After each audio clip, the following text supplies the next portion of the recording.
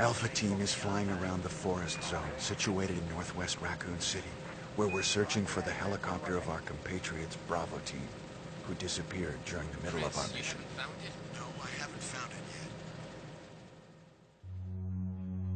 Bizarre murder cases have recently occurred in Raccoon City. There are outlandish reports of families being attacked by a group of about 10 people. Victims were apparently eaten. Bravo Team went to the hideout of the group and disappeared. Look, Chris!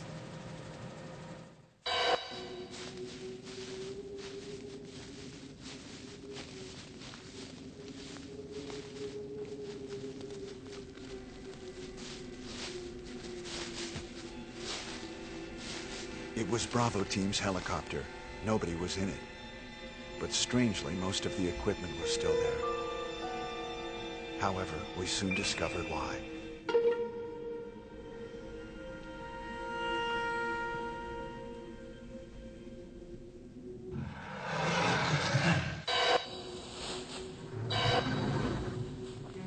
Hey! Come here!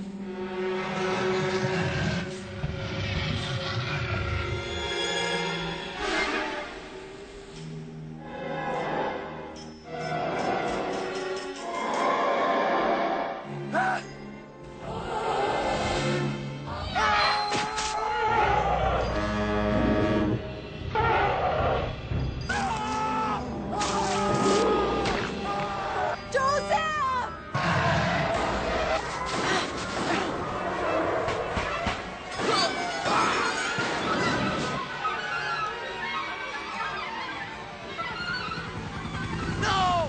Don't go!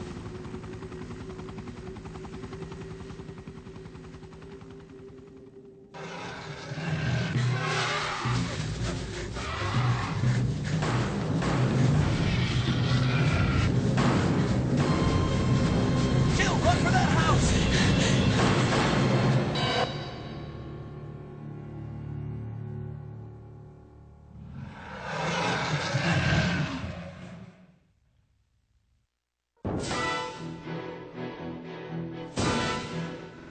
Chris Redfield.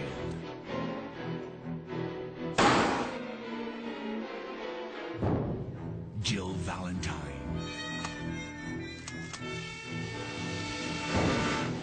Barry Burton.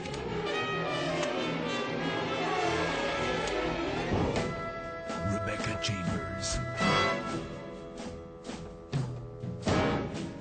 Albert Wesker.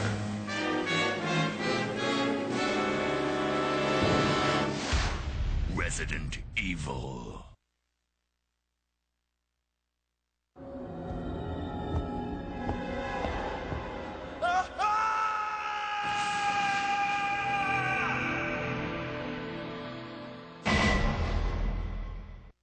E aí, aqui é o Zangado de Sagas, e a saga que eu vou trazer pra vocês hoje, refazendo de uma forma para deixar a anterior parecendo um lixo, com dezenas de informações a mais. Essa saga consagradíssima no mundo dos games, a saga Resident Evil, ou saga Biohazard, que é dessa forma que Resident é conhecido no Japão.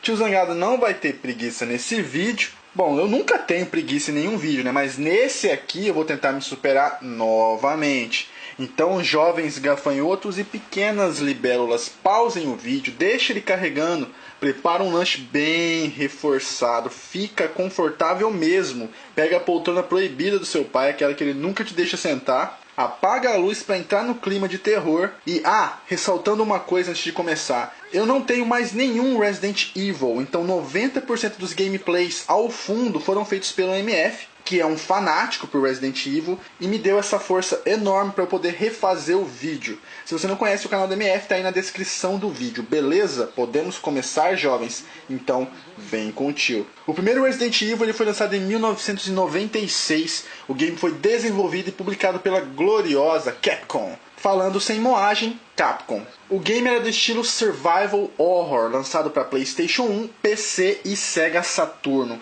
Muita gente pensa que Resident é o paizão dos jogos de terror em 3D, e não é verdade. O paizão desse estilo se chama Alone in the Dark, que foi lançado em 1992. Poxa, Zangado, merecia uma saga, né? Claro que merece, jovem. Eu fiz saga COD BF e me pediram medal. Eu fiz saga Silent Hill e Resident Evil. Você acha que eu não vou fazer Alone in the Dark? Lógico que vou, né? Então relaxa. Resident Evil foi inspirado em um game de 1989 chamado de Sweet Home, game baseado em um filme de mesmo nome. Qual era a história de Resident Evil 1? Bom, a razão inicial vocês acabaram de ver na intro do vídeo, do qual eu coloquei essa CG, que pertence ao Resident Evil 1, que era feita em live action. O que é live action, Zangado? É com atores reais. Bom, eu não vou chamar de atores, né? A Capcom deve ter pago um salgado, um refri pra esse povo aí, porque mais que isso já tava caro. A cena do Joseph assustando quando ele viu o corpo, e o Chris dizendo "Please don't go". Cara, na hora eu lembrei daquela música do W, tá ligado? "Please don't go, don't go, don't go". Ei, nossa, velho. Nossa, eu sou muito velho, que isso? Puta que pariu, trocentas pessoas não devem ter nunca ouvido falar dessa música, mas foda-se, eu vou colocar na descrição do vídeo também. Sem contar o Wesker ao estilo Johnny Bravo, né? E o cachorro fazendo barulho de dinossauro. Eu juro pra vocês, todos os desenhos feitos nos anos 80, todos os monstros que apareciam nesses desenhos tinham o mesmo ruído, que era esse barulho que o cachorro fez na intro do Resident Evil 1. O cara que inventou esse som deve ter ficado muito rico, deve ter comido muita mulher falando, sabe aquele som dos monstros que você vê nos filmes? Fui eu que criei. Certeza, velho, certeza. Apesar de eu estar bancando foda e fazendo piadinha com a intro, lá em 1996, quando eu era criança e joguei esse jogo, eu tapava o olho. Pra vocês verem como são as coisas, né? Tô aqui agora, pagando de bacana. Só que na época eu morria de medo, velho. Nem conseguia olhar pra aquela cena. Mas para as pessoas que viram a intro e mesmo assim não conseguiram entender, eu vou explicar. Em 24 de julho de 1998... Opa, Zangado, o jogo não foi lançado em 96. Sim, mas o game se passa em um futuro distante, 1998. Nas montanhas Arklay ocorreram assassinatos em série e todos eles haviam suspeitas de canibalismo. E para investigar esse mistério foi enviado o Scooby-Doo e seus amigos na máquina do mistério para resolver. Para investigar esses supostos crimes foi enviado um grupo conhecido pelas siglas STARS, em inglês fazendo analogia a estrelas. O significado dessa sigla, traduzido em português, significa Serviço de Táticas, Armamentos e Especialidades em Resgates Seguros. Esse grupo pertencia à cidade de Raccoon City e funcionava mais ou menos como a SWAT da cidade. Eles eram divididos em time Bravo e time Alpha. O time Bravo foi enviado de helicóptero a essas montanhas que ficavam a noroeste da cidade. Porém perderam contato com a base e o time Alpha foi enviado para checar o que havia acontecido. O time Alpha conseguiu se aproximar do local e aterrissou o helicóptero próximo a uma enorme mansão. Quando eles descem é exatamente o que vocês viram na intro do vídeo. Eles encontram um helicóptero derrubado, Joseph encontra uma mão ensanguentada e é morto por um cachorro, Barry e Brad se perdem dos demais, Jill, Chris e Wesker chegam à mansão, onde a busca por respostas vai começar. No jogo nós temos a opção de jogar com Chris ou Jill. Chris, pela foto, vocês percebem que ele ainda era magrinho, né? Ele vai ter mudança física radical conforme a saga avança, mas tem uma justificativa para isso. Ele era um cara durão e está desesperado para encontrar seus amigos. Jogar com Chris no game, o jogo fica mais difícil porque ele não consegue arrombar nenhuma porta ou gaveta, ele aguenta mais dano e o caminho que ele segue tem muito mais inimigos do que o de Jill. Eu volto a falar mais sobre ele daqui a pouco. A princesinha da Jill é bem mais delicada que o Chris, ela usa muito mais inteligência em várias partes do jogo, ao contrário da força. Seu caminho é mais tranquilo que o do Chris, com mais desafios mentais. Eu também já falo mais sobre ela daqui a pouco. Barry é outro personagem que aparece constantemente no game, só que no caminho da Jill. Ele é pai de família e é o mais velho do grupo STARS. Outro personagem é o Wesker. O que falar desse cara, jovem? Esse cara é mito. Um dos vilões mais fantásticos do mundo dos games. Olha o spoiler. Ah, spoiler de cu é rola, mano. Se até hoje você não sabe que o Wesker é vilão, fala sério. E a última é a gatinha da Rebecca Chambers. Ela fazia parte do time Bravo, que caíram do helicóptero. Ela é a médica desse time e aparece no caminho do Chris. É até jogável em certos momentos do jogo. Apesar do look de menininha, ela tem 18 anos. Então não tem problema, né? Vamos continuar com a história. Assim que Jill, Wesker e Chris entram na casa, Jill e Chris pensam que ela tá abandonada. O Wesker, mala pra caralho, tá dando uma de João sem braço. E eles têm a brilhante ideia de se separar, bem coisa de Scooby-Doo mesmo. Dependendo do personagem que você escolheu, você já vai sentir a diferença de caminhos e a dificuldade logo de cara. Após alguns momentos iniciais, você vai se deparar com ele, que hoje é uma lenda viva, o primeiro zumbi de Resident Evil. Usando roupas rasgadas, cabecinha raspada, sempre humilde, eis que vai surgir. Essa é considerada uma das cenas mais marcantes dos games de terror, que é uma cena que meu teclado apitou, né, de tanta tecla que eu apertei ao mesmo tempo, de medo, né? E eu separei a cena para vocês verem.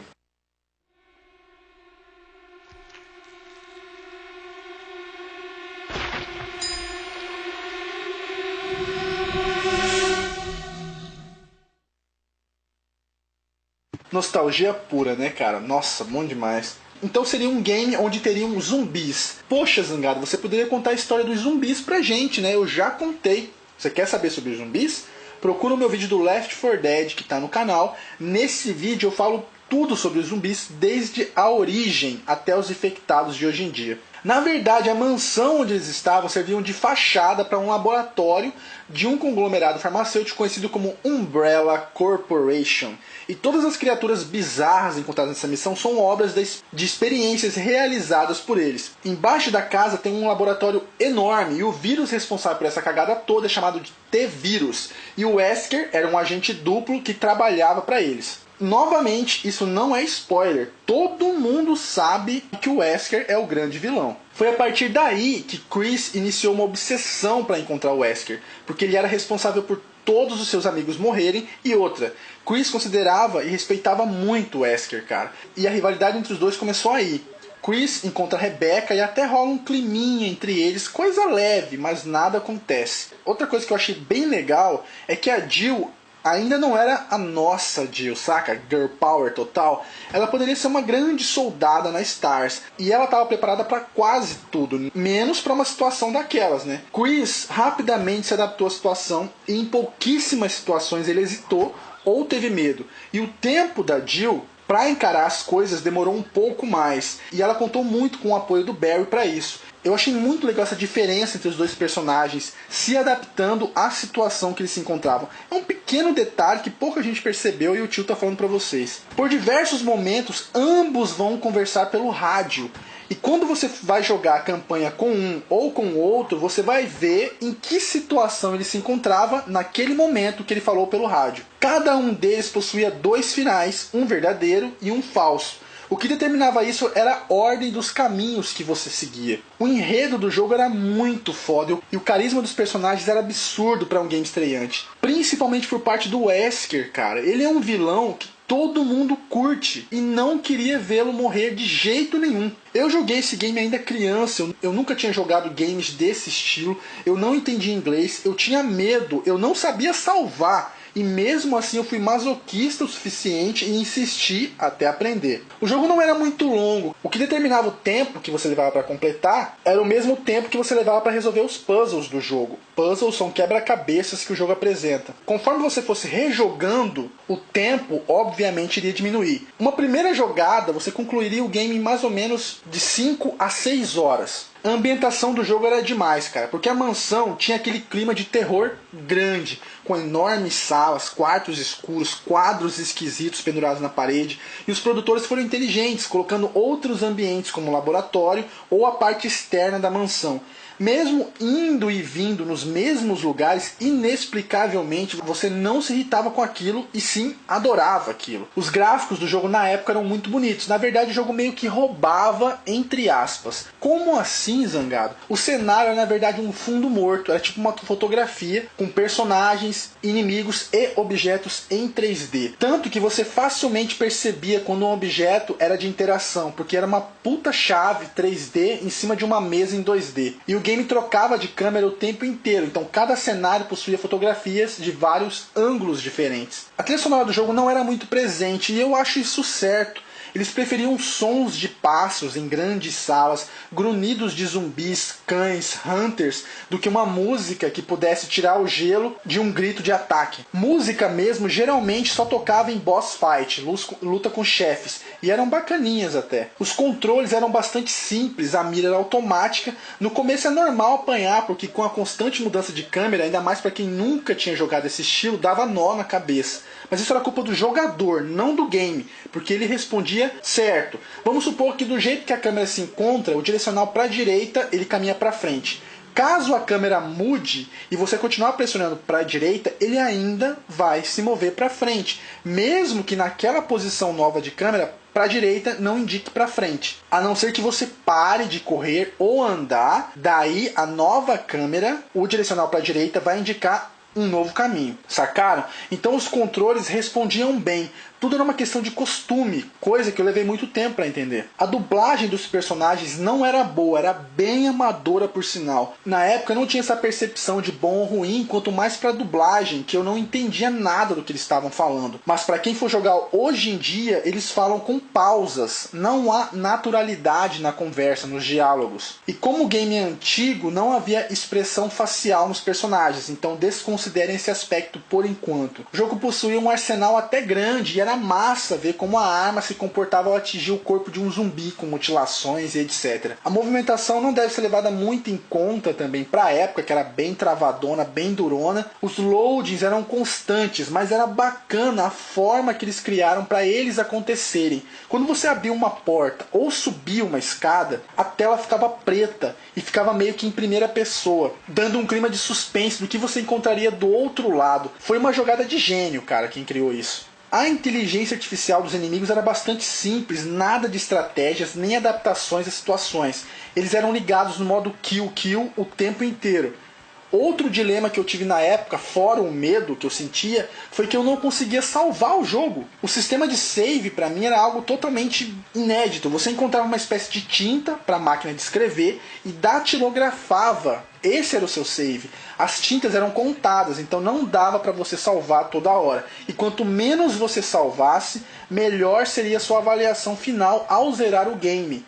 Para conseguir ranking A, B, S, C. A molecada aí nunca nem deve ter visto de perto uma máquina de escrever, quanto mais ouviu falar de curso de datilografia, né? Havia um botão onde você abriria o inventário. Nele você deveria distribuir quais itens você iria carregar. Havia um limite. E poderia combinar objetos para revelar um segredo. Ou combinar a famosa erva verde, que era a erva da cura, com a erva vermelha, para formar uma cura ainda maior. Também tinha a erva azul, que curava envenenamento. Não havia muito segredo, o inventário era bastante simples e fácil de se mexer. No Resident Evil 1 havia pouquíssima munição, tudo era muito regrado para aumentar ainda mais a dificuldade. Haviam várias cenas assustadoras. A cena do cachorro no corredor é famosíssima, também considerada das tops de games de terror. Eu vou deixar rolar para vocês verem qual é essa cena. Clássica demais, né, jovem? Puta merda. Na mansão você vai encontrar diversos documentos que servirão para contar ainda mais a história do jogo, como diários de cientistas envolvidos e etc. Na verdade, Resident Evil 1, apesar de ser um dos mais queridos de toda a saga, não foi muito bem nas reviews. Teve média 7. E adivinha qual foi o principal fator que contribuiu para essa nota? Sim, foram as cenas em live action que se tornaram uma piada. Eu tinha medo, cara, porque eu era criança, mas qualquer outro adolescente ou adulto achava aquilo engraçado. Então a Capcom já sabia o que fazer na sequência. Sumir com isso. O jogo vendeu praticamente 3 milhões de unidades. E outra, Resident Evil 1 possuía versões censuradas, onde o sangue era verde e não havia mutilações dos zumbis. O jogo teve em 97 uma versão Director's Cut, com novos inimigos, animações e mais violência. Em 98 teve Resident Evil Director's Cut DualShock. Mesma coisa que o Director's Cut, só que adaptável ao controle com analógico. Em 2002 foi lançado Resident Evil Remake para GameCube.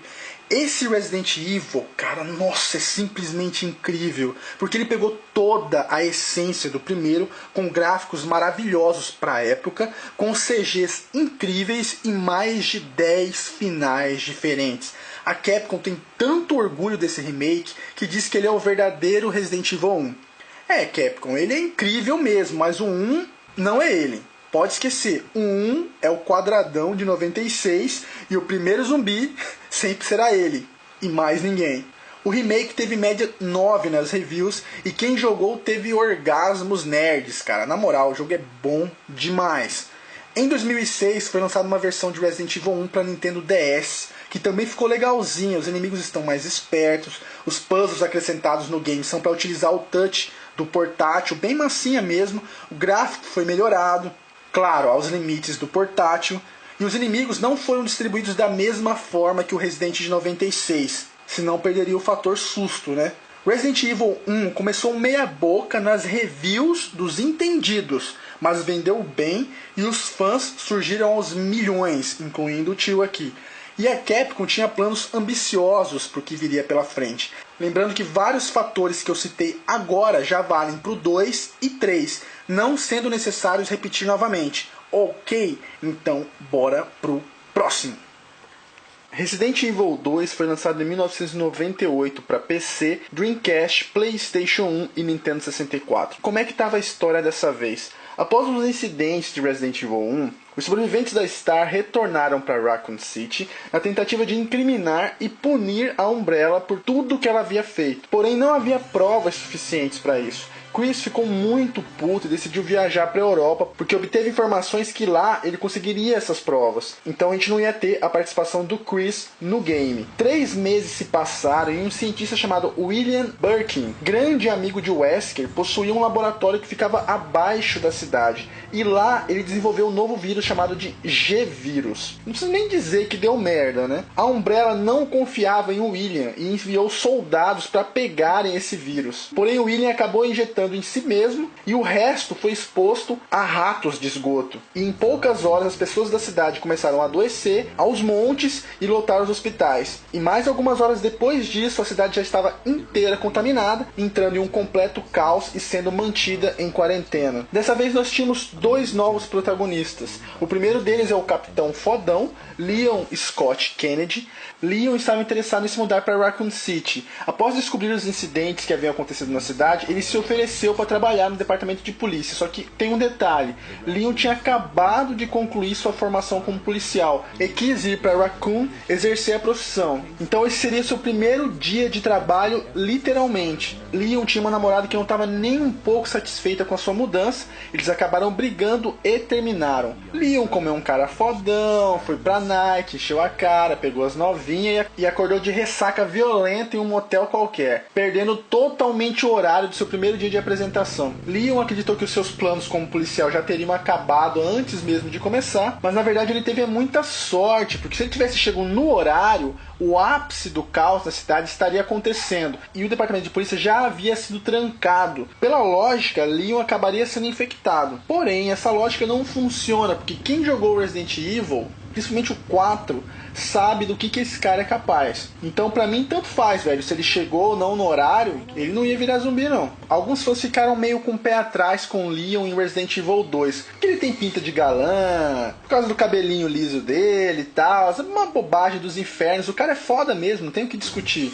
Leon acaba chegando em Raccoon City de noite, encontra um corpo caído no chão e quando ele sai para investigar, percebe que a cidade está cheia de zumbis. Algum tempo depois ele encontra a segunda personagem principal, que é a gostosinha da Claire, e salva a vida dela. E como é que a Claire foi parar ali? Na verdade ela é a irmã mais nova de Chris, e fã número 1 também do irmão. Claire é uma estudante universitária apaixonada por motos, e com o desaparecimento do irmão sem dar notícias, ela pega sua moto e vai para a cidade quando ela é perseguida por um zumbi e acaba sendo salva por Leon. Leon dá uma carona para Claire em uma viatura de polícia, mas ambos se envolvem em um acidente com uma carreta dirigida por um zumbi. Na intro, mostra um caminhoneiro sendo mordido e ele acaba se transformando enquanto dirigia. E aí, né, jovem, você sabe, zumbi não sabe dirigir, velho. E dá a merda que deu no acidente. Leon e Claire se separam e combinam de se encontrar no departamento de polícia. E assim começa o jogo. Leon vai em busca dos responsáveis por esse caos e Claire em busca de seu irmão. O jogo funciona exatamente como o primeiro, porém muito mais detalhado. Os caminhos que os personagens seguem agora são bem mais diferenciados, começando pela intro de ambos, que agora era diferente, mostrando o ponto de vista de cada um até se encontrarem. Muito foda. Assim como haverão 2 personagens no jogo que aparecerão no caminho de cada um deles. No caminho de Claire aparecerá Sherry. Na verdade, ela aparece primeiro no caminho do Leon, mas foge dele. Claire a encontra e depois Sherry acaba confiando em Claire. Sherry é a filha de William, como todo mundo já sabe também, não chega a ser spoiler isso, mas é uma das grandes revelações do game. Ela ainda é uma criança, Claire acaba ativando seus sentimentos maternos e fica determinada a protegê-la até o final. Em certos momentos do jogo você tem que jogar com a Sherry e, é claro, você tem que apenas fugir. No caminho do Leon ele vai encontrar a saborosíssima Ada Wong, a mulher mais sensual de toda a saga. Ada é uma mulher misteriosa que aparece do nada no caminho do Leon, mas todo mundo já tá careca de saber sobre ela. E eu vou fazer alguns comentários que também não são spoilers mais. Ada, na verdade, é uma agente que trabalha para uma organização rival à Umbrella. Ela é totalmente fria e desprovida de qualquer sentimento, chegando até a namorar um pesquisador da Umbrella chamado John, só para obter informações sobre o T-Vírus. John acaba morrendo quando esse vírus vazou dentro da mansão em Resident Evil 1. O Wesker, após Resident Evil 1, já não quer mais saber de Umbrella, ele quer ser o fodão sozinho e contrata Ada para ir atrás do G-Vírus. E é nessa novela que ela acaba esbarrando em Leon. Leon, como eu disse pra vocês, o cara é foda, velho. E Ada usa sua sedução para obter informações dele, mas tudo parece superficial, mas durante o gameplay, Ada acaba demonstrando sentir algo por Leon e vice-versa. Ada também é jogável em certos momentos do game. A novidade é que às vezes ela te acompanha, e com Claire, a Sherry também te acompanhava em certos momentos. Ela também dava a mão pra Claire quando tava pertinho. E quando você se afastava demais da Sherry, ela se abaixava e botava as mãos na cabeça assim com medo. Era muito bonitinho, mas era muito foda. Uma curiosidade sobre a Ada, a sua personagem é inspirada em um filme muito famoso chamado Nikita, que já teve até 2 seriados diferentes, tem um recente inclusive. Ada, na verdade, é inspirada na Nikita original, que era a atriz Anne Perry Lau. Tanto que uma das fotos mais clássicas da Ada é retirada da contracapa do filme Nikita. A história de Resident Evil agora estava fulminante, com vários personagens, com várias personalidades, em uma trama muito mais profunda, com vários pontos de vista da história, 2 finais para cada um verdadeiro e um falso, várias batalhas épicas e muito mais monstros nojentos. Leon, assim como o Chris, se adaptou rapidamente à situação. Muito rapidamente mesmo, ainda mais porque era o primeiro dia de serviço do cara, né? E Claire acabou tendo seus momentos, assim como o Jill teve que se adaptar. Algumas coisas foram repetidas conforme vocês estão notando, né? O jogo também não era muito longo, só que numa primeira jogada você levaria entre 7 a 8 horas para zerar, e esse tempo ia baixando muito depois, muito mesmo. A variedade de monstros no game era muito maior, incluindo até um segundo boss chamado de Mr. X. Ele na verdade é uma evolução do Tyrant, que era o boss do Resident Evil 1. Ele tem essa casca que parece uma pessoa, mas ele é um monstro por baixo dela. Mr. X vai te perseguir boa parte do jogo, dava muito gelo quando a gente encontrava ele. Ele na verdade era um filho da puta júnior, porque o filho da puta mestre vai vir já já em Resident Evil 3. A ambientação do jogo em certos aspectos era semelhante à de Resident Evil 1. Você ficava boa parte do game em um departamento de polícia, indo e vindo, mas a variação de cenário era maior que a do primeiro. Os gráficos estavam muito mais bonitos no 3D e o cenário ao fundo ainda era em 2D.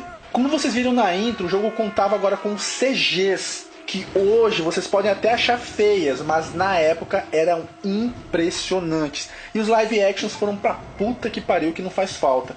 Dessa vez a trilha sonora estava mais presente no jogo, até porque haviam mais chefes para se enfrentar, mas o jogo ainda seguia a maior parte sem músicas. Os controles funcionavam exatamente da mesma forma que o primeiro, e a dublagem finalmente ganhou vida e deixou de ser robótica. Não era excepcional, mas estava anos-luz à frente de Resident Evil 1. Os personagens tinham expressões faciais boas nos CGs durante o gameplay, ainda não esboçavam nenhum tipo de reação. Dessa vez o jogo possuía um arsenal muito maior de armas, e além disso essas armas sofriam upgrades. Você teria uma 12, e aí próximo ao final do game você dava um upgrade nela, se tornava tipo uma super 12.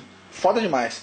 A movimentação dos monstros foi aperfeiçoada e eles se moviam de uma maneira muito melhor. Já os protagonistas ainda estavam duros igual pedra, assim como no primeiro game. Os loads estavam do mesmo jeito. A novidade é que algumas escadas não entravam em loading. No 1 eram literalmente todas as portas e todas as escadas. A inteligência artificial dos inimigos ainda era a mesma, modo kill, kill, kill.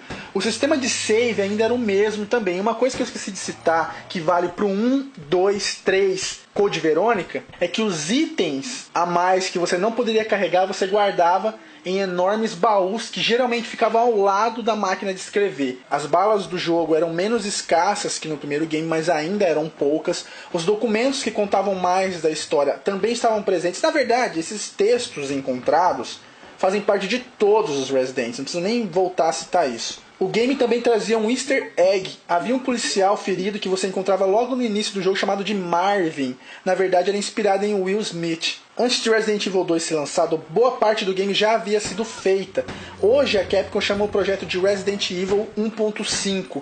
Nele não existia a Claire, e sim uma personagem chamada Elsa Walker, que na verdade era uma motoqueira mesmo, mas por situações do destino e o game acabou sendo cancelado e refeito. O game trazia também o modo Survival, que era um minigame onde você deveria atravessar praticamente todos os cenários do jogo com um número X de itens em um determinado tempo. Nesse modo foi apresentado o cara mais badass de toda a saga, conhecido como Mr. Morte, Hank. Hank é um super soldado, isso define o cara. Ele lida com as piores situações e sempre as contorna. Tenso. Resident Evil 2 teve média de 8,9 nas reviews mundiais, vendeu cerca de 5 milhões de unidades e entrou para a lista de top 100 melhores jogos da história. Tá bom? Ou você quer mais? Então bora pro próximo. Em 1999 foi lançado Resident Evil 3 Nemesis para PC, Dreamcast e PlayStation 1. O enredo era o seguinte: o jogo começava 24 horas antes de Resident Evil 2 e a protagonista única do game dessa vez era Jill. Jill estava muito diferente do que ela era em Resident Evil 1, muito mais fria, muito mais determinada e muito mais gostosa também. Aumentaram muito o sex appeal da personagem. Após o incidente de Resident Evil 1, Jill e outros membros da STARS retornaram para a cidade na tentativa de punir a Umbrella pelos seus atos. Eu disse isso para vocês quando contava a história de Resident Evil 2, só que eles não conseguiram porque o chefe do departamento, Brian Irons, estava sendo subornado pela Umbrella. Então Chris vai para um lugar na Europa em busca de provas, Barry vai para o Canadá também em busca de provas. De lá ele seguiria ao encontro de Chris e Jill ficaria mais 30 dias na cidade em busca de provas. E depois, assim, seguiria para a Europa também. Esse era o combinado entre eles. Quando finalmente chegou o dia de partir, é justamente o dia em que a cidade entra em colapso pela infestação e Jill decide fugir. Durante a sua fuga, as situações que ela vai encontrando acabam a empurrando para alguns caminhos. Como tá foda pra escapar, Jill procura ir até o departamento de polícia, aquele mesmo que Resident Evil 2 passa a maior parte, em busca de armas. Quando ela chega até lá, ela encontra um velho amigo, Brad. Brad é piloto do time Alpha, da STARS. No primeiro jogo ele perde contato com seus companheiros, lembra que eu falei? Mas não desce até lá para buscá-los. Quando eles finalmente conseguem contato, é Brad que vai até lá e os salva de helicóptero. Após explicar o que aconteceu, Brad inicialmente fica do lado dos seus amigos. Mas quando o chefe de polícia Brian fica contra a STARS, Brad, como um belo covarde de plantão, prefere se afastar dos seus amigos, achando que se ficasse do lado deles acabaria se metendo em problemas. Quando o caos acontece, Brad, como é um belo de um fracassado, fica por uma putinha, fugindo sem lutar até encontrar a Jill. Após alguns diálogos, Jill está disposta a ajudar o amigo, mas ao sair da central de polícia, eis que surge ele, jovens.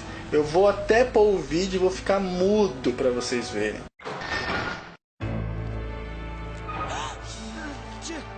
Jill!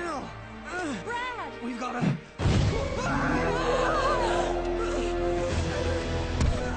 Jill! Help!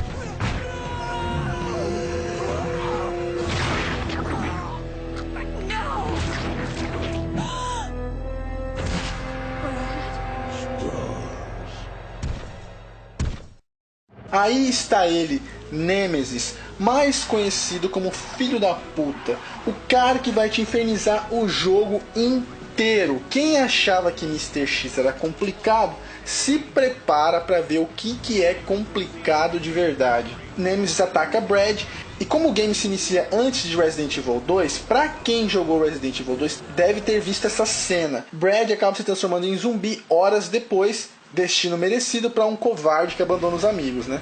Nemesis é uma evolução do Tyrant. Eles pegaram o Tyrant tradicional e inseriram um organismo parasita. Esse organismo aumenta sua inteligência, assim ele poderia ser adestrado, entre aspas, podendo obedecer ordens diretas como se fosse um cachorrinho. A Umbrella envia Nemesis como um teste para ele, eliminar os membros restantes da STARS, até mesmo com uma forma de vingança por eles terem eliminado o Tyrant original. O nome Nemesis também foi escolhido porque vem da deusa da vingança da mitologia grega. Então a única coisa que Nemesis diz é STARS e vai ficar na cola da Jill até o último segundo do jogo. Outro personagem que também é jogável no decorrer do game, mas funciona mais como um personagem secundário do que protagonista, assim como a Ada foi por Leon, por exemplo, ele se chama Carlos Oliveira. Apesar do nome de brasileiro, é incerto sua nacionalidade. Ele é um mercenário que está trabalhando para o Serviço de Medidas Especiais de Bioperigo, em busca de sobreviventes. 2 grupos são enviados para a cidade, mas só sobram 3 pessoas. Carlos, Mikhail e Nikolai, que é o líder do grupo. Porém, Mikhail já está ferido e nas últimas para morrer quando você encontra. Carlos esbarra com o Jill e eles acabam tendo que trabalhar juntos. Carlos é um dos personagens menos carismáticos assim de toda a saga. Chega a ser engraçado, velho. Ele encontra a Jill, bate um papo. Quando ele decide ir embora, é justamente a hora que o bicho pega. Parecia que ele tinha um radar no cozinho dele. Quando ele sentia perigo, ele vazava. Parecia que ele fazia de propósito, cara. Rola um clima nervoso mesmo entre Jill e Carlos.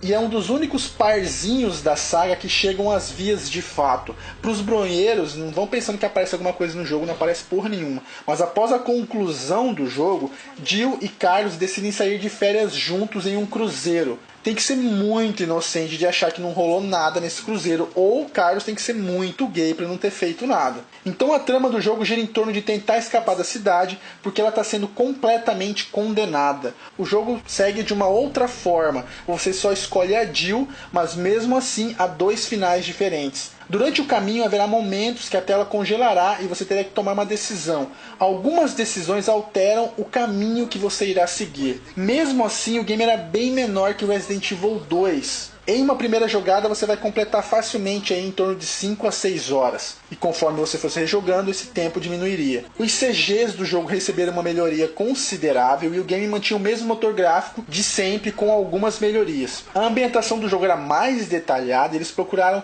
colocar mais objetos 3D nos cenários. O arsenal era basicamente o mesmo de Resident Evil 2, a movimentação ainda era robótica, porém eles acrescentaram um movimento novo. A Jill era capaz de esquivar dos ataques. No game foi criado o modo mercenário, esse modo que seria fixo até os Residentes da nova geração, onde você escolhe um personagem e ao matar um inimigo você ganharia mais tempo para tentar completar as missões. Resident Evil 3 não causou tanto impacto quanto o 2, teve média de 8,1 nas reviews, foi uma nota inferior ao segundo e também vendeu menos, aproximadamente 4 milhões de unidades.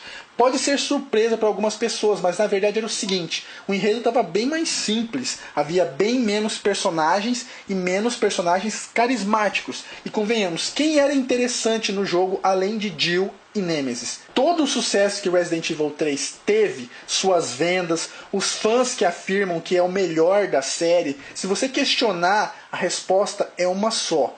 Nemesis. Eu não sei quanto a isso, cara. Realmente o Resident Evil 2 trouxe inúmeras novidades e o 3 apenas trabalhou essas novidades. Mas que Nemesis realmente é foda demais, isso é. É impossível você jogar Resident Evil 3 e dizer que é mais ou menos. É impossível. Porque pra mim, o jogo é excepcional. Então, bora pro próximo.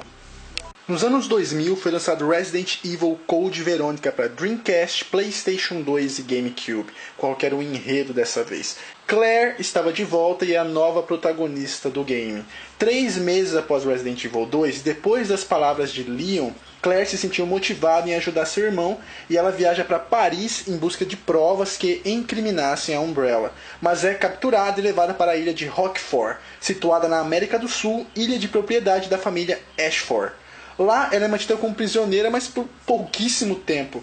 Ela acorda em meio a explosões e gritos, e o mesmo homem que a havia capturado está ferido mortalmente e antes de morrer decide ajudar Claire e libertá-la, talvez tentando comprar uma vaguinha no céu, não sei, quem sabe. Quando Claire começa a correr sem saber pra onde, né, ela percebe que está em uma ilha infestada por zumbis. Daí ela fica mais desorientada e desesperada ainda, e encontra Steve Burnside, esse aí da foto que parece uma menina. Agora vai a bomba, cara. Se eu disser pra vocês que rola um clima entre os dois, e eu não tô zoando, eu acredito que a Claire seja lésbica e não sabe ainda, porque esse cara é uma Barbie. Mas, pra todo pé cansado, tem seu chinelo velho, né? Então, fazer o quê? Ambos conversam e Steve diz que também era um prisioneiro da ilha. Seu pai era um dos colaboradores da Umbrella que tinha planos de traí-la. A Umbrella descobriu e prendeu ambos.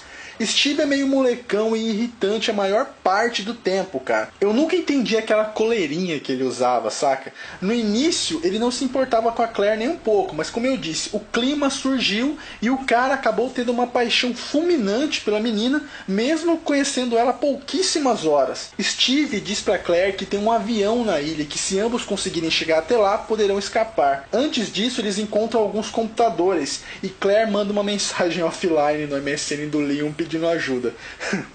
Falando sério, ela mandou um e-mail pro Leon pedindo ajuda, só que o Leon estava muito distante daquele local para poder chegar a tempo. Então ele reencaminha o e-mail pro Chris, que parte imediatamente. Ou seja, teremos Chris de volta e ele será jogável no game.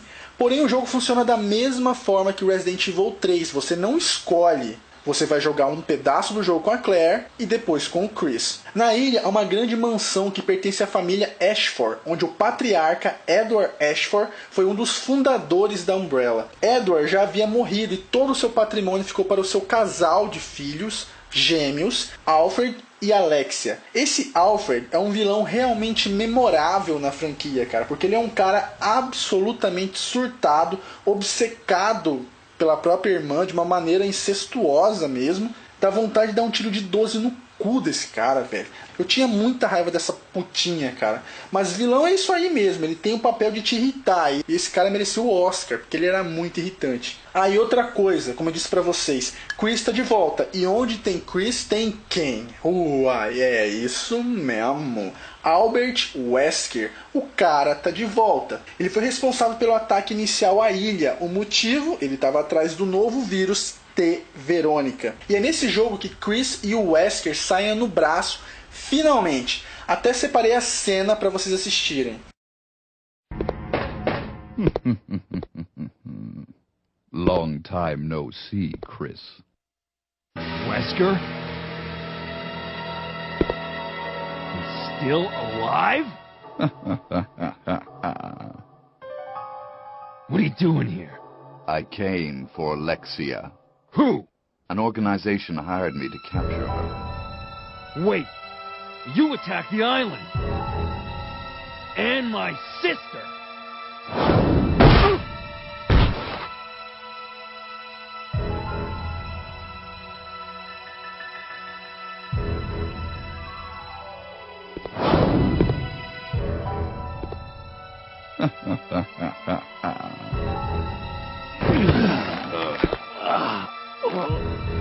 You have no idea how much I hate you. You destroyed my plans. So now I've sold my soul to a new organization. Now die.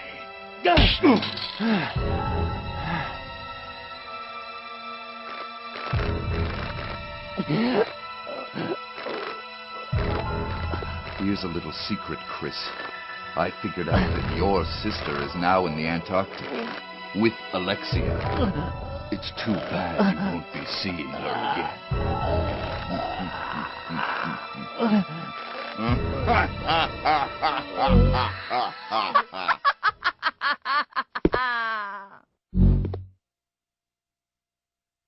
Alexia?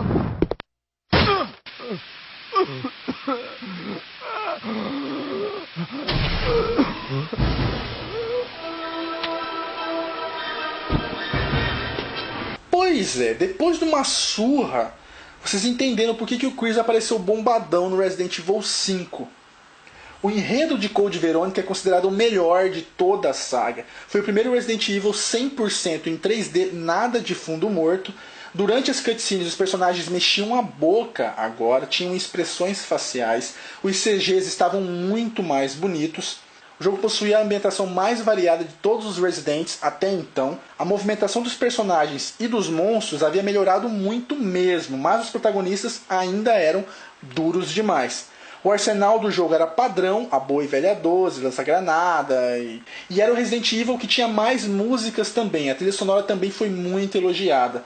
Por algum tempo, o game foi considerado um spin-off, mas a Capcom não confirmou isso. Por isso que eu estou mostrando ele aqui no vídeo de sagas e não apenas citando. Porque a Capcom não confirmou que o Code Veronica é um spin-off. O jogo teve média de 9,3 nas reviews mundiais, a nota mais alta de todos os Resident Evils. Mesmo assim não vendeu tanto, vendeu apenas 3 milhões de unidades, mas assim como Resident Evil 2 entrou para o top 100 melhores jogos da história, porém na posição 69, 69. É considerado por muitos fãs o melhor de toda a saga. O jogo também possuía um minigame chamado de Battle, que funcionava mais ou menos parecido com o Survival do Resident Evil 2. O jogo teve várias versões, como o Code Veronica X, lançado em 2003, que funcionava como um Director's Cut, com cenas extras, alguns inimigos a mais.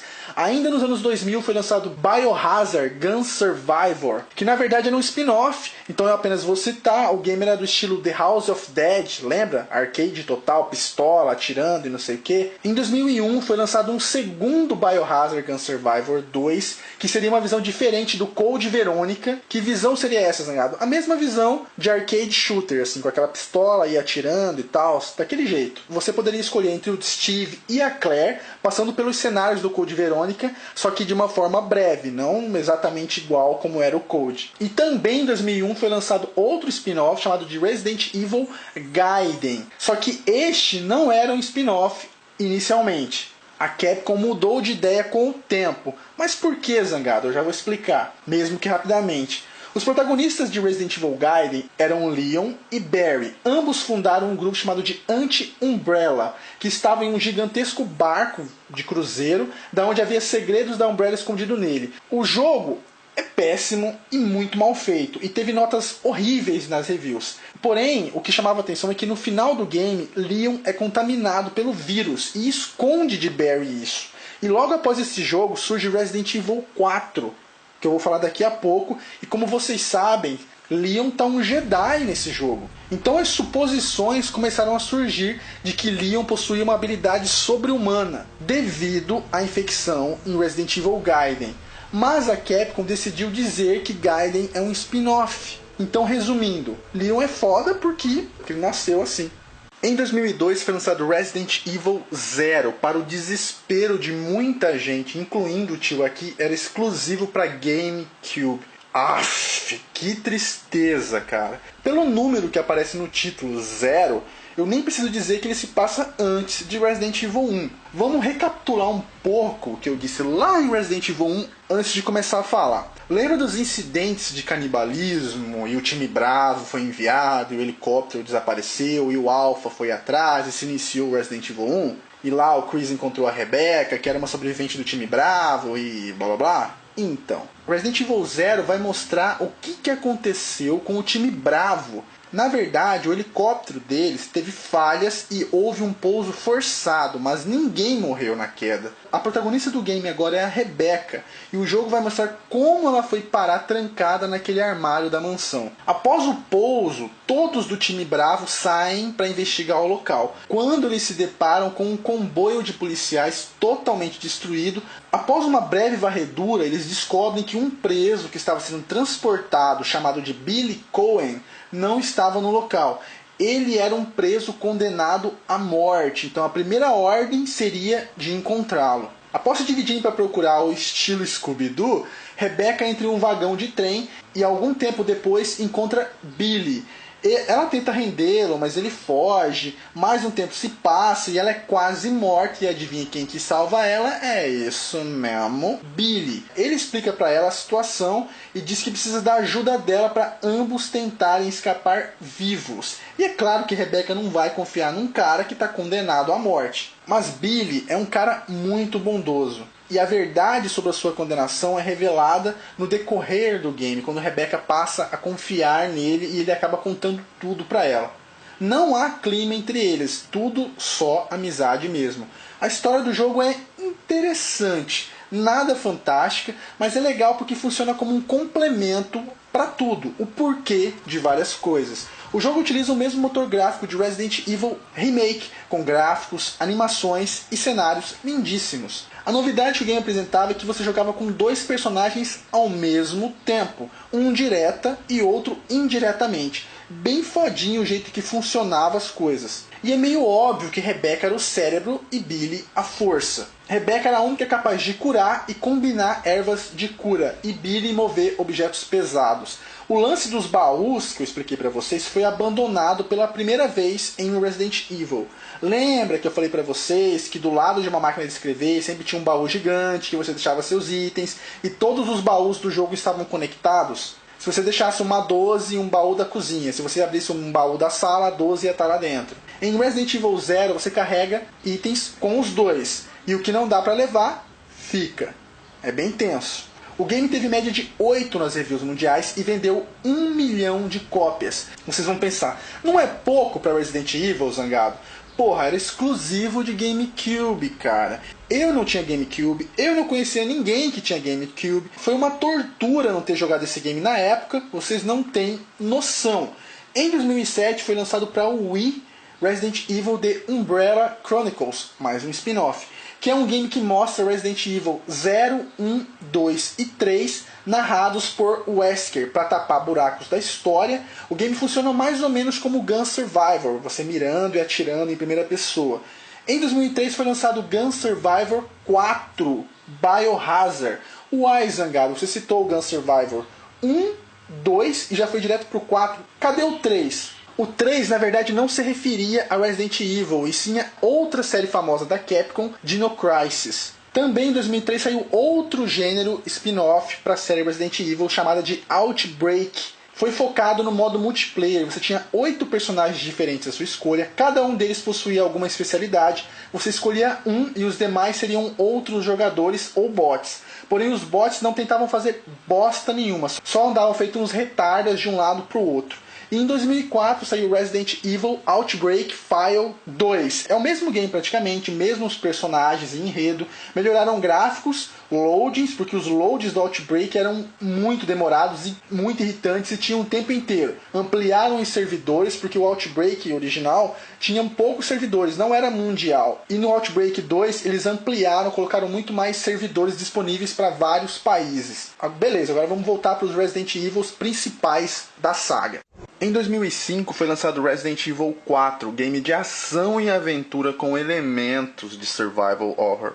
O que, Zangado, é isso mesmo? Resident Evil mudou seu elemento principal, que seria o terror, para um game de ação frenética, e aí começou o Mamilos. O tio vai explicar isso daí, relaxa. O game foi lançado para PlayStation 2 e PC. Então vamos ao enredo do jogo.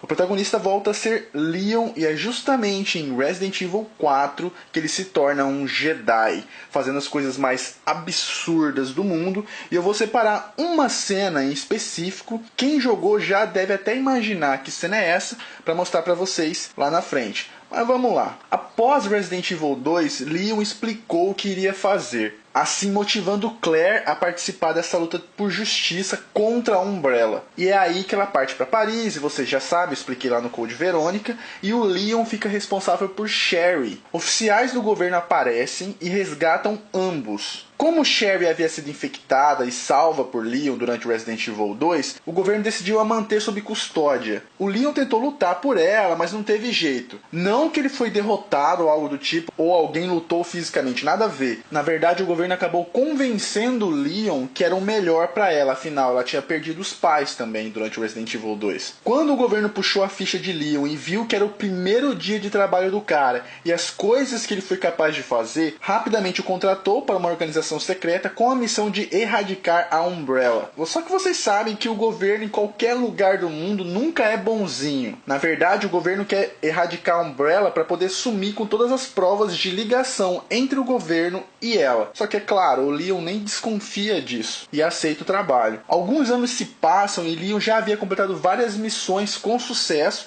e o presidente dos Estados Unidos possuía uma filha chamada de Ashley. Um dia, ela saindo da universidade, foi sequestrada. Temendo pela vida da menina, de montar uma mega operação de resgate e tal, o FBI apenas investiga a possível localização dela e o governo envia Leon sozinho para resgatá-la. Cara, olha a responsabilidade do garoto. Leon foi enviado para uma região específica da Espanha. Lá ele chega em uma vila achando que iria ser simples, assim, ia chegar lá, interrogar algumas pessoas para daí sim ter problemas.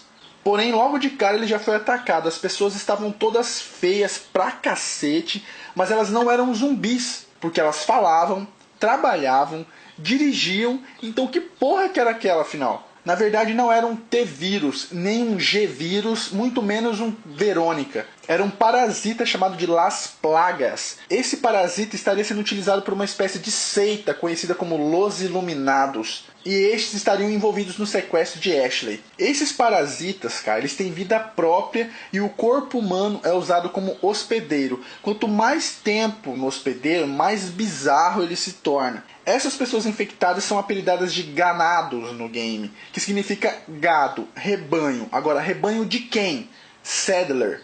Ele é o líder dessa seita. Ele é capaz de controlar todos aqueles que possuem o parasita. Como ele consegue tal proeza, Zangado? Isso é revelado durante o game. O plano de Saddler é infectar o mundo inteiro e ele se tornar o seu líder supremo. Resumindo, Leon está na pior situação de todos os Resident Evils, com os monstros mais absurdos e as situações de perigo mais exageradas estão em Resident Evil 4. Leon conta com a ajuda pelo rádio de uma delicinha chamada de Ingrid, que também é uma agente do governo, mas que trabalha em auxílio guia. Não sei se ela é combatente, se ela tem esse tipo de habilidade, porque em Resident Evil 4 ela não demonstrou nada parecido. E vocês sabem, eu já falei, onde tem Chris, tem o Wesker, e onde tem Leon, tem Ada. O Wesker descobre sobre os Las Plagas e envia Ada ao local para buscar alguma amostra. Quem sequestrou a Ashley, na verdade, foi Jack Krauser, ex-companheiro de Leon nas primeiras missões para o governo. Ada encontra com Leon e rola toda aquela tensão sexual novamente, mas nada de chegar às vias de fato, pelo menos não aparece no jogo. Leon é o protagonista único e só há um final no game. Poxa, Zangado, então tá muito pequeno o jogo, negativo. Quando vocês forem zerar pela primeira vez, vocês vão levar cerca de 20 horas para fechar e depois de muita prática esse tempo vai cair pela metade. Então, Resident Evil 4 é o mais longo de toda a saga. Em alguns momentos do game você vai assumir a tesuda da Ada ou mesmo a estúpida da Ashley. E em outros momentos você vai estar controlando o Leon, só que cuidando da Ashley ao mesmo tempo, dando ordens como se esconda, espera, venha. A menina na verdade é extremamente tapada, cara, e sua voz nojenta fica na sua cabeça, tipo, Leon, help! Você não... Cara, você tem vontade de dar um tiro na cara dela. A questão é que a burrice da Ashley é proposital. Eu acredito que seja por parte da Capcom, para dificultar o game e deixar ainda mais tenso as coisas. Eu acho que eles utilizaram a desculpa do medo, do nervosismo para as atitudes dela. Porque isso é fato, cara. Na hora do medo, algumas pessoas conseguem se sobressair e outras emburrecem por completo. Eu vou exemplificar para quem não entendeu. É quando tipo você e seu amigo estão atravessando a rua e do nada surge um carro em alta velocidade. Existem pessoas que saltam para se salvar e existem as outras que congelam. A Ashley é do tipo que congela. Isso é uma justificativa que eu estou tentando achar pra burrice da guria, né? Não sei. A história de Resident Evil 4 dividiu muito o público de Resident Evil. Não apenas a história, mas também a jogabilidade, os controles. Por que, Zangado? Seguinte, com essa história de parasita, sem zumbis e monstros, o jogo ficou mais para um game de ação do que de terror. Lembra que eu disse que o game havia mudado o gênero? Pois é, as batalhas e as cutscenes mais épicas estão presentes nesse jogo. Eu achei a história do game interessante, com vários personagens intrigantes, mas eu ainda prefiro a história dos primeiros Resident Evils. É uma questão de gosto pessoal, ressaltando novamente, eu não achei ruim a história do 4, só que eu prefiro a dos anteriores. A ambientação do jogo apresenta outra novidade. Muitos momentos em ambientes externos e durante o dia, ou finais de tarde. Ninguém tem medo de nada, velho, de dia. Se todas as fases fossem noturnas, auxiliadas por uma lanterna vagabunda, com chuva, com névoa, cara, ninguém ia falar que não ia ter medo durante o game. Ninguém, velho. Independente se fosse zumbi, se fosse ganado, foda-se. Só pelo fato de você estar de noite no escuro com uma lanterna, já é outra coisa. Os gráficos do jogo passaram por uma reformulação completa. Os gráficos eram tão bonitos na época que a Capcom até abandonou os CGs. As expressões faciais eram impressionantes e a dublagem e trilhas sonoras ficaram fantásticas. O jogo teve outra mudança radical na questão dos controles. A câmera agora se posicionava mais ou menos na altura do ombro do Leon e o corpo dele não aparecia inteiro como antes. Nada de trocar de câmeras no decorrer dos cenários. Esse sistema de câmera foi adotado por muitos jogos depois de Resident Evil 4. Além disso, Resident Evil sempre teve mira automática. Em Resident Evil 4, não. O jogador mirava com uma mira laser e teria que acertar alguma parte do inimigo que esboçaria uma reação ao tiro naquele local. Esse foi um fator que incomodou muita gente, porque muitos dos fãs de Resident Evil não são gamers de todos os tipos de jogos, entendeu? Alguns não sabiam mirar e atirar. E aí acabaram se frustrando completamente com esse sistema de jogo de tiro que foi acrescentado no game. Ah, Zangado, então quem joga COD BF tá em casa, então. Negativo, cara. Também se frustrou da mesma forma, porque a mira de Resident Evil 4 é super lenta, cara. É diferente de qualquer outro jogo de tiro. E outra, quando você apertar pra mirar, o Leon para de se mexer, ficando totalmente vulnerável fora do seu campo de visão. Novamente, eu acredito que isso seja proposital para aumentar a dificuldade do jogo. Em várias situações você vai ser atacado por muitos inimigos ao mesmo tempo, e haverão momentos desesperadores, como nos casos onde vem o Dr. Salvador, que são os inimigos da motosserra. Esses caras te matam com apenas um ataque serrando sua cabeça, e eu confesso que dá um nó na barriga, dá um gelo muito grande quando eles aparecem. E os filhos da puta nunca vêm sozinho, cara. Nesses momentos, precisão na mira é fundamental. Leon também executa ataques físicos. Se você atira na perna de um ganado, ele vai se abaixar por um instante. Caso você se aproxime, vai apertar um botão de ação e o Leon vai golpear. É muito útil esse tipo de combo para poupar munição no jogo. A dificuldade do jogo é alta na ação, ainda mais na fase para se acostumar com os controles. Já nos puzzles fica devendo demais. Até então era o Resident Evil com menos puzzles já feitos. Agora o game contava com cenas de ação durante as cutscenes. Vocês sabem, né? Aquelas cenas onde você deve apertar um botão no momento certo para que a cena possa ter continuidade. É justamente nessas cenas que o Leon vira Jedi. Eu separei apenas uma, mas eu poderia separar umas 10. Que são do estilo Missão Impossível, que o Leon protagoniza no game. Só que essa eu acho que é a cena que vem em primeiro lugar na cabeça de todo mundo e eu vou deixar rolar.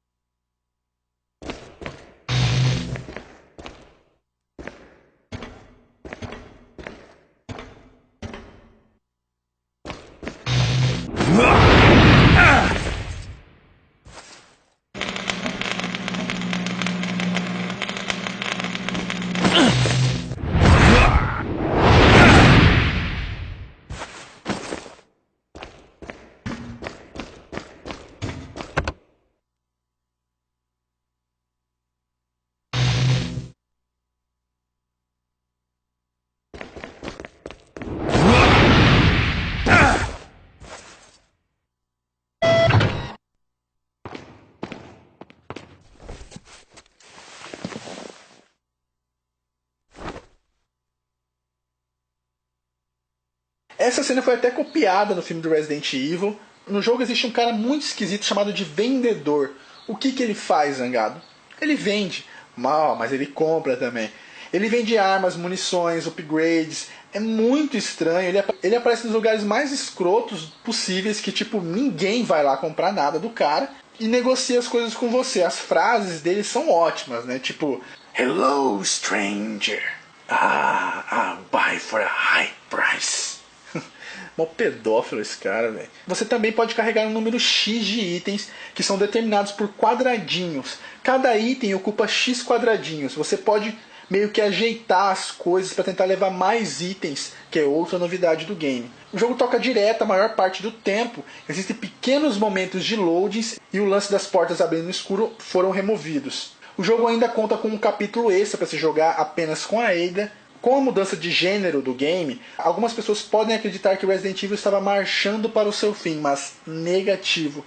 Resident Evil 4 teve uma belíssima média de 9 nas reviews mundiais, foi o Resident Evil mais premiado e vendido até hoje, vendeu 6,6 milhões de unidades e recebeu mais de 50 prêmios de revistas, sites e programas especializados diferentes, sendo um dos games lançados nos anos 2000 que mais contribuíram para a nova geração. O Resident Evil acabou ficando mais popular do que já era, ganhando um número de fãs gigantesco. Em 2009 foi lançado Resident Evil The Dark Side Chronicles, outro spin-off da série Chronicles, que conta a história de Resident Evil 2 e Code Verônica, narrados por Leon, novamente tapando possíveis falhas e buracos na história, funcionando daquele sistema de shooter lançado para Nintendo Wii. Ok, bora pro próximo. Em 2009 foi lançado Resident Evil 5, o último Resident Evil até então conectado à trama principal. Lançado para 360, PlayStation 3 e PC. Então vamos ao enredo. Bom, a Umbrella não existe mais, declarou falência, mas o seu legado continua. Em uma vila chamada Kiju, situada na África, havia rumores sobre sinais de infestação dos Las Plagas. O parasita fez uma grande viagem, para sair da Espanha até a África. Alguém provavelmente estava comercializando esse parasita. O suspeito se chamava Ricardo Irving, que estava comercializando armas biológicas. Existe uma força chamada pelas siglas BSAA, que é uma unidade que luta contra o bioterrorismo, do qual Chris faz parte.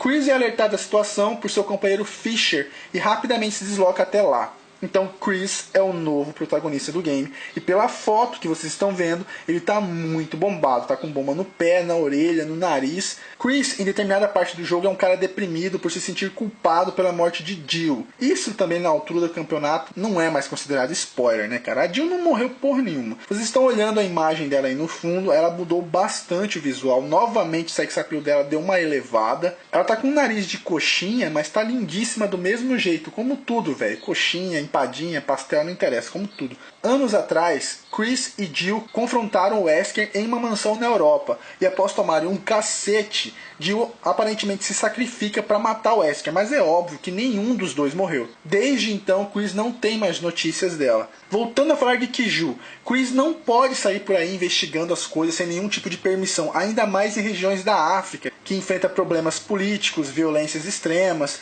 e é designada para sua parceira, a gostosa da Sheva, nova personagem, e não chega a ser considerada uma protagonista, mas tem muita importância no desenvolvimento da história. Sheva perdeu seus pais justamente por causa dessas armas biológicas. Quando ela cresceu, ela entrou para BSAA e foi treinada por seu grande amigo Josh Stone, outro personagem que tem grande importância durante a trama. Chris e Sheva chegam até o local e se deparam com um vilarejo totalmente infectado. Chris, por sorte, ele sabia lidar com a situação, porque ele havia lido o relatório de Leon sobre os ganados. O relatório se chamava Relatório Kennedy. Então a trama de Resident Evil gira em torno de investigações e combate ao bioterrorismo. Vocês sabem que onde tem Chris, tem o Wesker. Agora com um visual boss total, bem inspirado em Matrix. Até mesmo seus movimentos e a capacidade de desviar de balas é Matrix total. O Wesker agora está disposto a continuar com a Umbrella e convence a sexy, experiente em engenharia genética Excella Dione a trabalhar para ele. É meio evidente que o Wesker comeu essa mulher aí. Nesse laboratório que eles montaram juntos, o Wesker quer desenvolver vírus mais poderosos que o G e o Verônica, conseguindo desenvolver o vírus Uroboros. Esse vírus ataca diretamente o DNA do hospedeiro. Caso o hospedeiro consiga resistir ao vírus de alguma forma, ele emerge sobre a pele, que é a hora que vira aquele monstro nojento. E assim o Wesker partiu para a dominação mundial. A história de Resident Evil 5 não impressiona muito, pelo menos não toda ela. As partes que se tratam sobre o passado de Chris, onde envolve envolve Jill e Wesker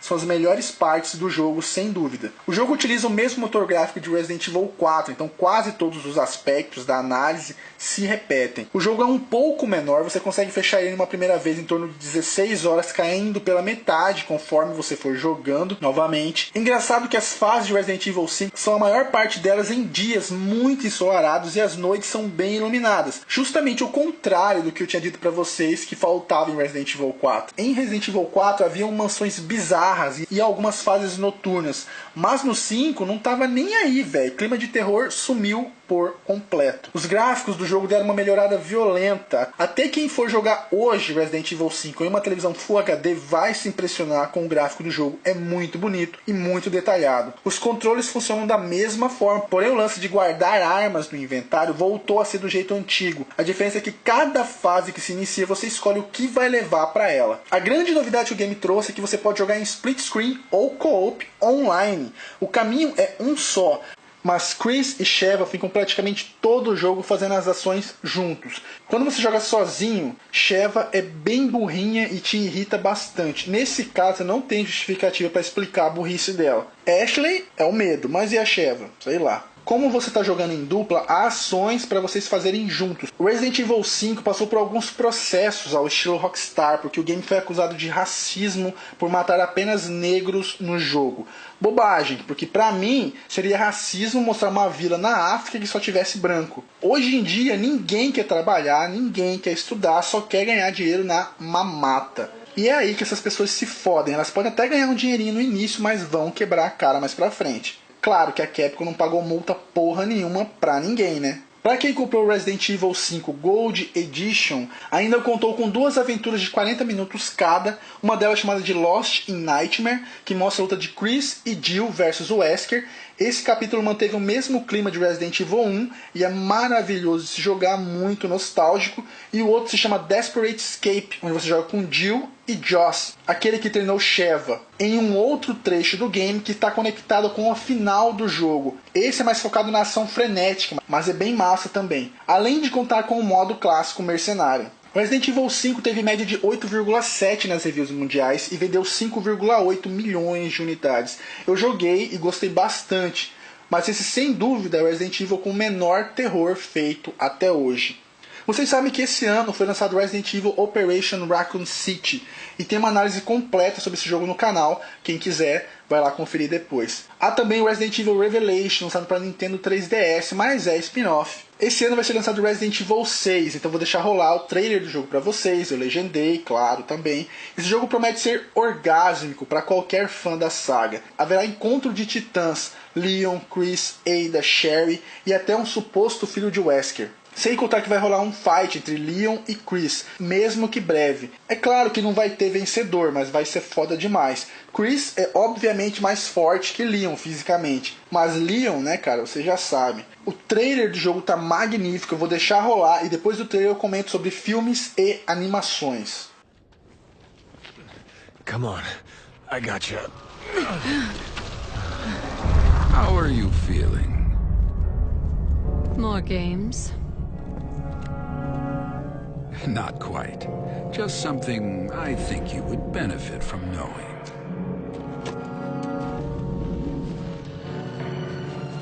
What the hell is all this? None of these were here 3 days ago. Is this what you wanted to show me? C-virus. That's what the guerrillas were calling it. C-virus. That must be what's creating those Tuavo. What happened? Another bioterrorism attack. The BSAA confirmed it was the same one used in Eastern Europe 6 months ago, called the C-virus. Hunnigan, I need you to fake our deaths. Can you do that? What are you going to do? We're going to China.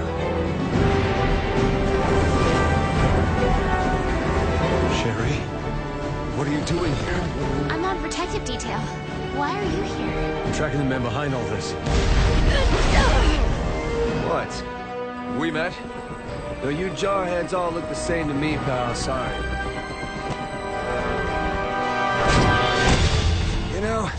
Those shots of yours pack one hell of a punch, lady. So, you're Wesker Jr. You lost me. Albert Wesker was a colossal imbecile. A fool who tried to destroy the world. He was also your father, which makes you heir to a very special blood type. Here's something to remember, you guys. No, goddammit! Captain! Looking for me, boys? You can't run forever.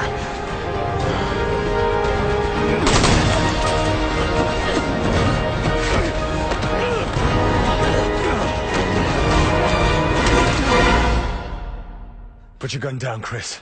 She's a key witness. We need her. A witness? She's the one who did all this! Resident Evil 6. Foda, hein, cara.